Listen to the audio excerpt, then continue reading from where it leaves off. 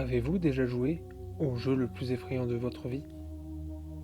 C'est un jeu vidéo horrible qui s'appelle réellement le jeu le plus effrayant de votre vie. Au début, le jeu ne fait pas peur. Vous êtes une espèce d'agent secret devant capturer des fantômes tout en secret. Le jeu ne fait pas peur à ce moment, et même plutôt bien, jusqu'à la mission du musée.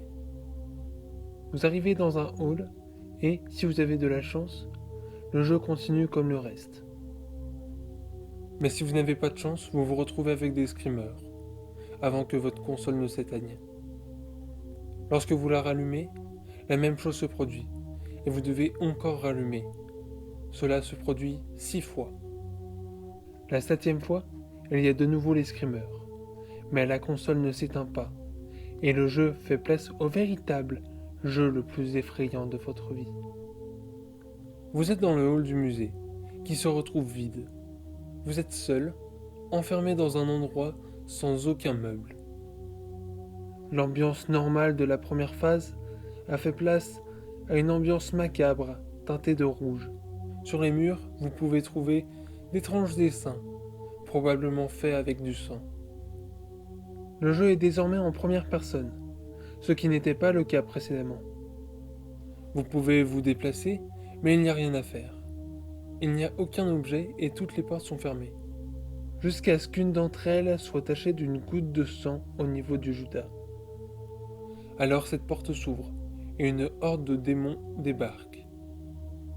Ils sont tellement étranges et affreux que je ne saurais les décrire. La seule manière de survivre à cette horde est de tous les tuer. Mais comme je l'ai dit précédemment, il n'y a aucun objet. Vous devez les tuer à main nue. Au début, vous aurez du mal, et vous mourrez plusieurs fois. Ne vous inquiétez pas, vous avez une réserve de vie infinie.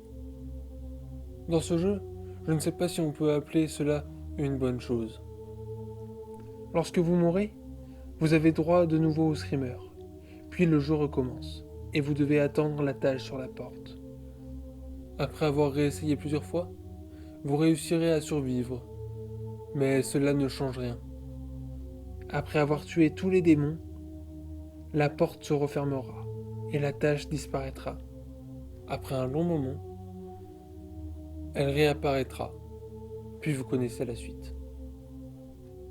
Le jeu tourne en boucle et il n'y a aucune progression. La seule manière de gagner est de quitter le jeu et d'éteindre la console. Mais vous ne le ferez jamais, car ce jeu est terriblement addictif. Si jamais vous arrivez à l'éteindre, vous aurez tout de suite envie d'y rejouer. Lorsque vous rallumez, vous avez de nouveau les screamers. Puis le jeu se lance. Et cela tourne en boucle. Et vous passerez tellement de temps dessus que vous deviendrez associable et perdrez la notion du temps.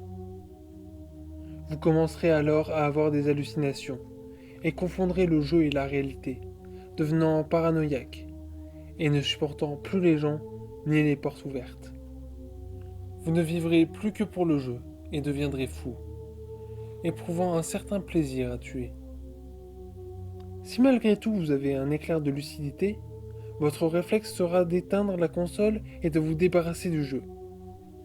La dernière personne à l'avoir eu l'a jeté dans les égouts. Mais quelle qu'en soit la manière, s'en débarrasser ne servira à rien, car lorsque vous rallumerez votre console, peu importe le temps écoulé entre-temps, la première chose que vous verrez sera les screamers. Et c'est reparti.